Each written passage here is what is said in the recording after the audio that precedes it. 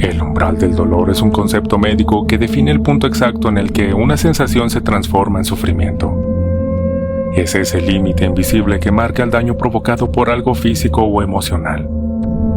Pero no todos lo sienten igual. Hay quienes tienen un umbral más alto, y otros en los que el dolor deja de ser una advertencia para convertirse en una fuente de fascinación. El placer, en cambio, es lo opuesto. Es la respuesta del cuerpo al alivio, al goce, a la satisfacción de una necesidad o de un deseo. Una experiencia que solemos asociar con la calma, la felicidad o el contacto. Puede surgir de lo cotidiano, una comida, una caricia, o de lo más íntimo, el deseo y el sexo. Pero ¿qué sucede cuando ese placer nace precisamente del dolor? Cuando el maltrato, la humillación o incluso el miedo a morir se convierten en el detonante de la excitación. Hoy vamos a adentrarnos en una de las zonas más oscuras de la mente humana, donde el límite entre el sufrimiento y el placer se diluyen y el dolor deja de ser una señal de advertencia para convertirse en placer.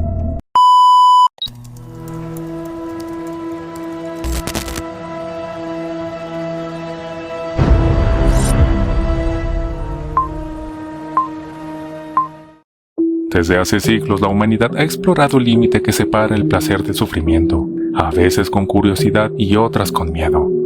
Pero no fue hasta finales del siglo XIX que la ciencia comenzó a darle nombre a este fenómeno. El término masoquismo surgió inspirado en las obras del escritor Leopold von Sacher-Masoch, quien retrataba personajes que encontraban placer en ser humillados o dominados. Poco después el término sadismo tomó forma derivado del Marqués de Sade, un hombre cuyas narraciones y actos reales giraban en torno a la excitación sexual provocada por el sufrimiento ajeno. Lo que para algunos parecía una forma de perversión literaria, para la psiquiatría del siglo XX se convirtió en un objeto de estudio, una conducta humana tan antigua como compleja. En la actualidad el DSM-5 reconoce tanto el masoquismo como el sadismo dentro de los llamados trastornos parafílicos algolánicos, es decir, aquellos en los que el dolor, ya sea propio o ajeno, se convierten en el núcleo del deseo y el placer. En el masoquismo la excitación proviene de ser humillado, golpeado o sometido a sufrimiento físico o psicológico. En el sadismo ocurre lo contrario. El placer se obtiene al infligir ese dolor o humillación en otros. Ambos comparten una relación simbiótica. Uno no existe sin el otro, al menos en su expresión más reconocible.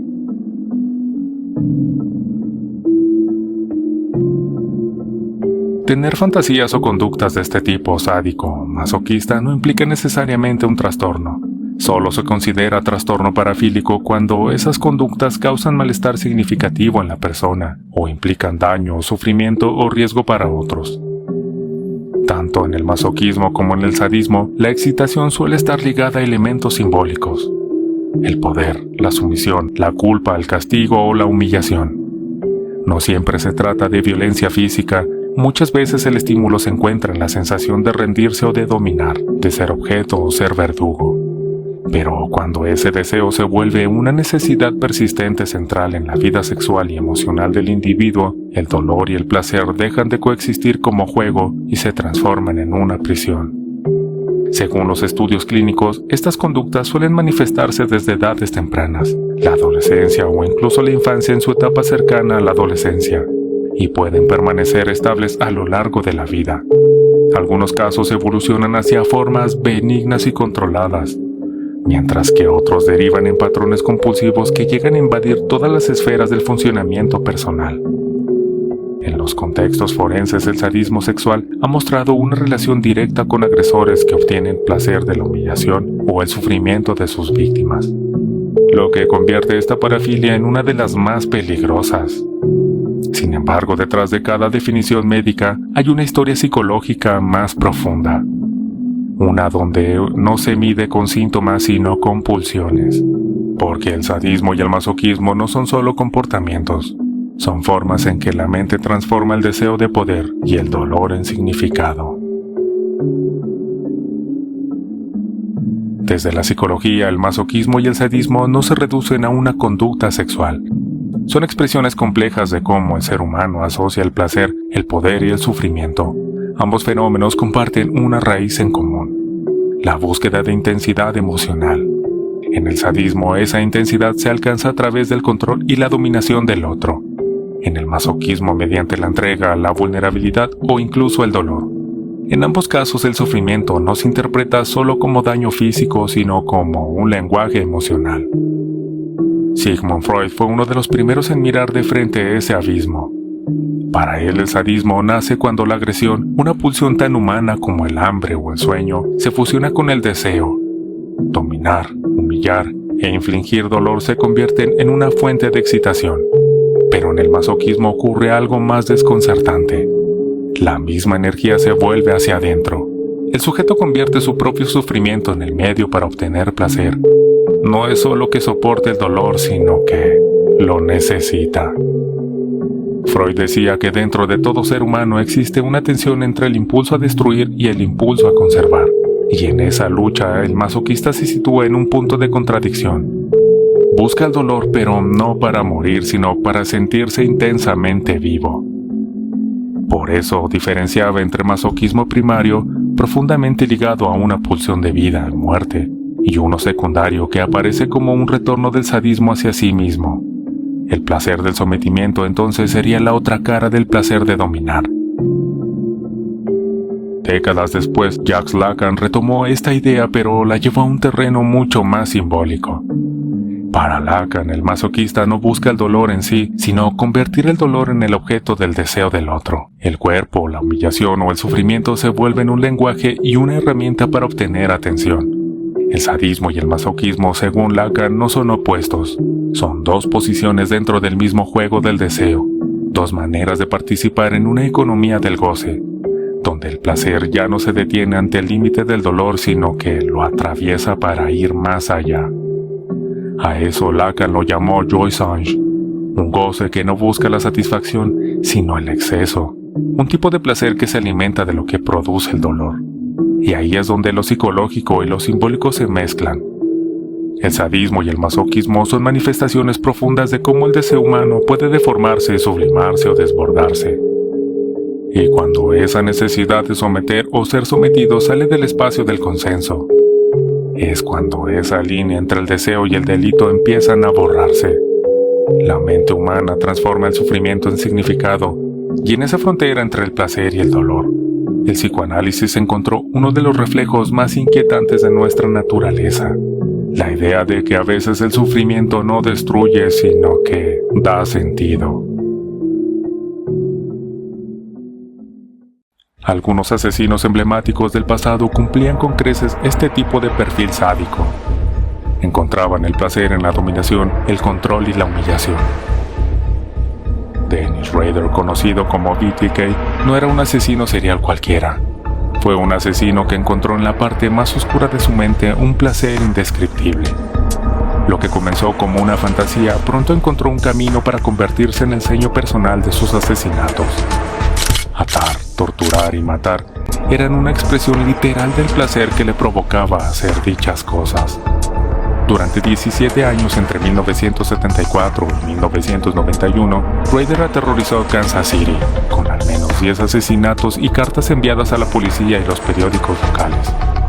El sadismo plasmado en los asesinatos era el reflejo claro de la expresión de la parafilia llevada al extremo, influenciada por la comorbilidad con el trastorno antisocial de la personalidad, agravado por la psicopatía que convergían en un mismo individuo. Rader no solo disfrutaba de asesinar con su sello particular, sino que encontraba placer en planear meticulosamente sus crímenes, tomando meses o años en llevar a cabo sus llamados proyectos. Pero no solo Dennis Rader tenía una desviación tan oscura. Casi al mismo tiempo, otro asesino serial aterrorizaba a Chicago, Illinois. John Wayne Gacy, bajo la máscara de un hombre respetable, empresario y voluntario en eventos comunitarios, ocultaba un universo interno dominado por el control, la humillación y la muerte. Su sadismo no se expresaba en la velocidad del acto, sino en la ritualidad del proceso, la manipulación, la seducción y la destrucción psicológica previa a cada asesinato. Entre 1972 y 1978, Gacy secuestró, torturó y asesinó a más de 30 jóvenes varones. Pero para él no se trataba solo de matar, sino de someter. Cada víctima era convertida en un objeto de poder, una pieza más dentro de un ciclo donde la excitación provenía de la sensación de dominio absoluto sobre otro ser humano. El sadismo de Gacy no se limitaba a la violencia física. Su placer se encontraba en el sufrimiento ajeno, en el miedo que generaba y en la degradación que imponía. Cada acto reforzaba la ilusión de control que su narcisismo y su psicopatía exigían para mantener la estructura de su personalidad. Mientras el mundo lo veía sonreír disfrazado de payaso, en su interior Gacy representaba el rostro más cruel del sadismo criminal, aquel que no buscaba placer en la sangre sino en la sumisión. Y aunque estos dos asesinos no son los únicos que se consideran sádicos, antisociales y psicópatas, son un claro ejemplo de lo que una parafilia, una mente compulsiva y la comorbilidad entre trastornos pueden corromper a personas que luchan día a día con un monstruo que espera manifestarse. Lo que ambos casos dejaron al descubierto no fue solo su brutalidad, sino un patrón que los expertos aún estudian. Cómo una fantasía puede evolucionar hasta convertirse en un sistema. Un sistema donde el control, el poder y la excitación se entrelazan de forma metódica, y es ahí donde entra la ciencia forense, la encargada de descifrar cómo se ve el sadismo cuando deja huellas. Cuando la psicología choca con la investigación criminal, dejan de interesar las teorías abstractas y pasan a pesar pruebas más concretas. Lo que el autor hace, cómo lo hace y lo que deja atrás. En los casos de sadismo criminal, hay señales repetibles que los expertos buscan porque no son simples variantes del crimen. Son indicios de una pulsión que ha dejado de ser fantasía para convertirse en método. La ritualización. En muchos agresores sádicos el daño no es un hecho aislado. Es una secuencia que se repite y se perfecciona. La elección de la víctima, el método para acercarse, la manera de someterla y el tiempo que el agresor dedica a preparar cada paso forman una estructura. Esa estructura es la firma del sadismo. No solo se busca eliminar, se busca consumir la experiencia del dominio. Esa planificación revela algo que la criminología valora: capacidad para anticipar, paciencia para esperar la oportunidad y cierto orgullo por la elección del plan. La fascinación por la técnica. Muchos agresores sádicos practican, ensayan o modifican sus actos, prueban vías para reducir el riesgo de ser descubiertos, estudian reacciones, guardan recuerdos o pruebas simbólicas. Esa conducta muestra que el acto es parte de una identidad, es la materialización de una fantasía que se fue entrenando hasta convertirse en procedimiento. La deshumanización operativa. En el sadismo criminal, la víctima deja de ser un sujeto para transformarse en un instrumento de poder. Esto no es un rasgo moral, es un patrón clínico visible en entrevistas, en confesiones, en la ausencia de remordimiento y en la forma fría de relatar los hechos. Esa deshumanización facilita la repetición y reduce los límites que normalmente impiden la transgresión. La escalada y consolidación. El riesgo real aparece cuando hay un paso sostenido de fantasía a acción y luego de acción a perfeccionamiento. La primera agresión puede ser experimental, la subsecuente tiende a ser más dirigida y en ciertos perfiles más cruel en su método porque busca restaurar o aumentar una sensación que antes fue suficiente. En el trabajo forense se miran elementos como la planificación, la selección de víctimas vulnerables, la ritualización del acto, la repetición y la presencia de una firma, esa manera única que expresa la motivación sexual del agresor. Todo ello se contrasta con la historia del individuo.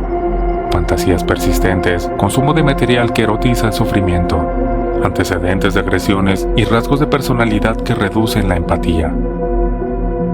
Lo que hizo a perfiles como el de Rader o el de Gacy tan relevantes para la criminología no fue la violencia per se, sino la conjunción de tres factores: fantasía sexual centrada en el control del otro, capacidad estructurada para planear y ejecutar, y una estructura de personalidad que elimina frenos morales. En la práctica forense, eso se traduce en dos realidades distintas. Por un lado, la meticulosidad del proyecto, arreglar el escenario, medir tiempos, volver sobre detalles. Por otro, la reactividad emocional del agresor que necesita repetir y conservar el método, porque ahí reside su gratificación. Esa combinación convierte la violencia en oficio. Finalmente, la evaluación del riesgo no se basa en el instinto de investigador. Existen instrumentos y protocolos que ayudan a estimar la probabilidad de reincidencia o de escalada. Los peritos integran datos estáticos y dinámicos para decidir si alguien es una amenaza en curso. Esa valoración clínica forense es la que determina medidas preventivas desde tratamiento especializado hasta incapacitación o vigilancia intensiva. El placer que algunos encuentran en el dolor es una de las expresiones más primitivas de la naturaleza humana. A lo largo de la historia hemos visto cómo la mente es capaz de sublimar lo destructivo, transformando los impulsos más oscuros en formas de control, dominación o castigo. La tortura, la humillación y el control no son solo rasgos de los criminales. También han sido pilares de nuestra llamada sociedad civilizada, presentes en castigos, en guerras y en sistemas de justicias que, bajo distintos nombres, buscan tanto la justicia como la venganza. Y aunque ambas parecen distintas, comparten un mismo trasfondo, el deseo de infligir dolor con un propósito que consideramos legítimo. Pero lo verdaderamente inquietante no está en los actos de los sádicos, sino en lo que revela de nosotros. ¿Y si aquello que consideramos con horror no es tan ajeno como creemos? ¿Y si ese impulso de castigar, controlar o humillar se esconde disfrazado en nuestras propias ideas de justicia, moralidad o placer?